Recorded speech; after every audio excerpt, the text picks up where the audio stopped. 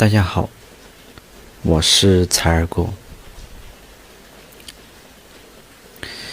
大家可以明显的看到这个钉钉上面有一些密密麻麻的小白点儿。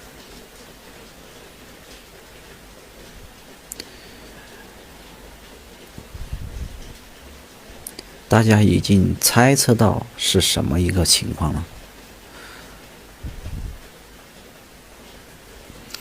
它这个钉钉啊，贴在耳壁上往生长，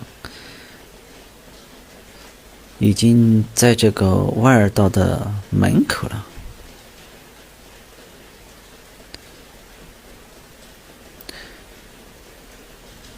好像再长一长，就直接掉到外面来了。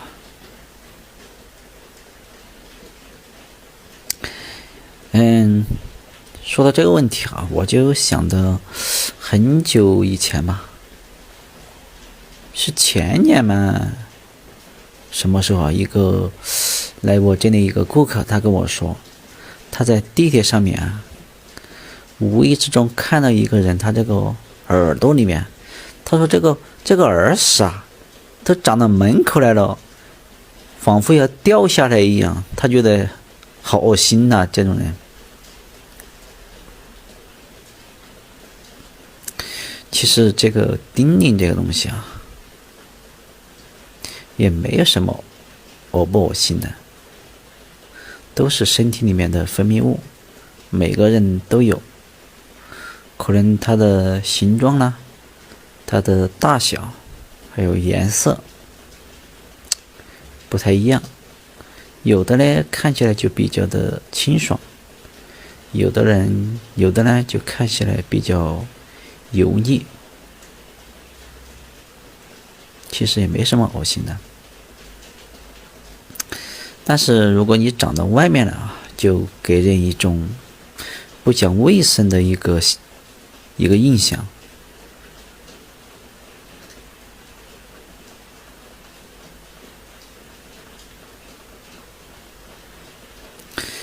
像有的人就特别频繁的自己去弄这个耳朵，有一部分人呢就从来不挖这个自己的耳朵。有的人他说我挖不来，应该是说有点害怕吧，因为大多数人对这个耳朵里面一些结构啊，他不是特别的了解，没有看到过自己的外耳道是什么样的结构，他怕乱捅，把里面一些器官或者是组织啊，然后给戳伤了。大多数都是由于这样一个担心吧。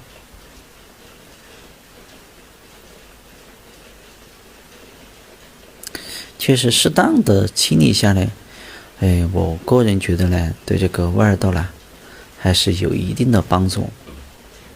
适当的清洁，不是叫你3天2头都是用这个手啊，或者是棉签呐，或者一些挖耳朵的一些掏耳朵一些工具呢，天天在里面掏，这样是不行的。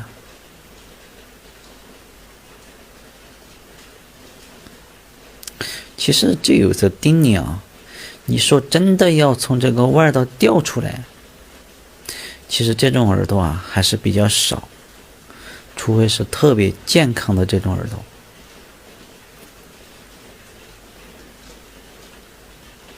像他这种啊，像现在我们处理这种，他门口那一点点可能会有时候在某个特定的时候啊，就是运动啊，或者是自己揉耳朵的时候啊，可能会掉下来一点点。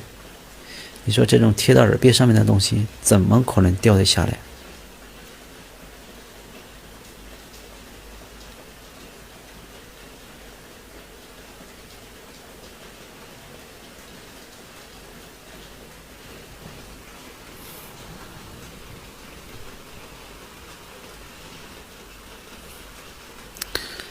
它这个问题呢，好在这个鼓膜上面没有什么东西，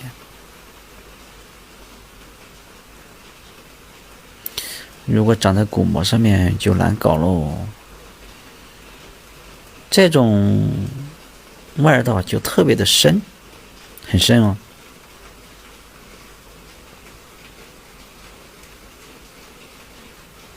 中间那个过程就省掉了，直接来看结果，觉得堵住了很不舒服啊。中间给它打通一点点小的缝隙出来。这个有点不太好分辨是一个真菌性的外耳道炎呢，还是一个细菌感染的一个外耳道炎。他这个应该是自己用这什么药水啊，滴在耳朵里面，然后把这个钉连完全的泡软了。哎呀，像这种东西啊，你不去清理，滴药的效果也是不好的。你看这个滴完药之后，如果你不去清理，这个耳朵也不是说很容易就会好起来。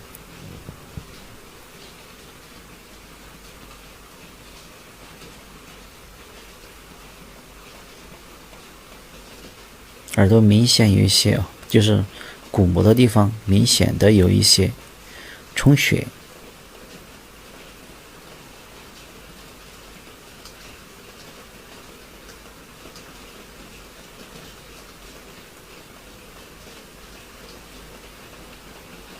非常非常的红。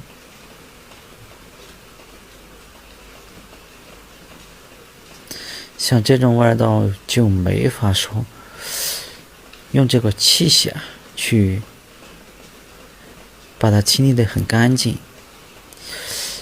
第一个原因呢，就是这种黏糊糊的东西啊，也不可能把它清理得很干净。第二个就是这样老是频繁的去刺激这个外耳道，这个皮肤啊，它本来就有炎症，然后处在一个充血的状态，很容易把这个外耳道的耳壁啊给损伤。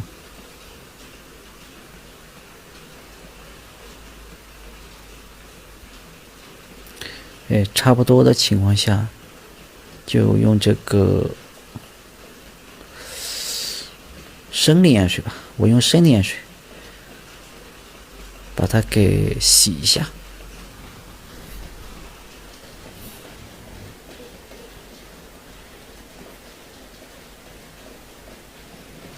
因为生理盐水我觉得没有什么刺激啊，几乎都没有什么刺激性。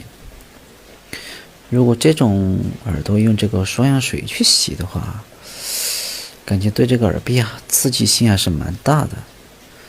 虽然是双氧水有一定的消炎的作用，对这个外耳道啊这个清洁这个钉连啊也有很大的一个帮助。但是它这个外耳道呢，就处在一个充血的状态，比较的敏感，所以我就没有用这个双氧水。双氧水有轻微的一个腐蚀性。